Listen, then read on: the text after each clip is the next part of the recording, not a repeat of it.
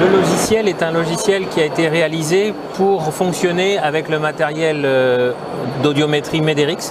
Donc ce sont des audiomètres qu'il faut brancher sur l'ordinateur et on utilise le casque.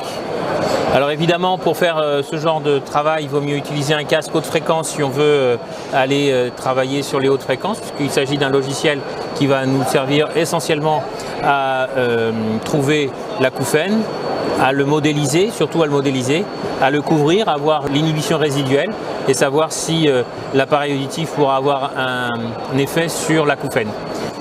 Une personne qui arrive et qui a des acouphènes, c'est pas facile, c'est même très difficile pour lui d'accepter ce son que vous entendez en ce moment, parce que ça, il l'a dans la tête tout le temps. Donc, on va essayer de l'aider dans cette tâche et pour ça, on va essayer de le modéliser. Actuellement, on ne modélise pas les acouphènes, on essaye de les trouver en changeant la fréquence.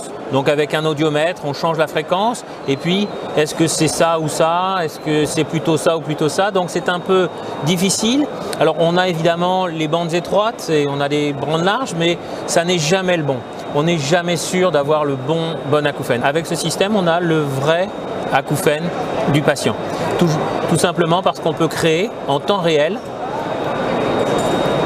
l'acouphène. On le crée tout simplement en jouant sur la bande et la largeur de la bande.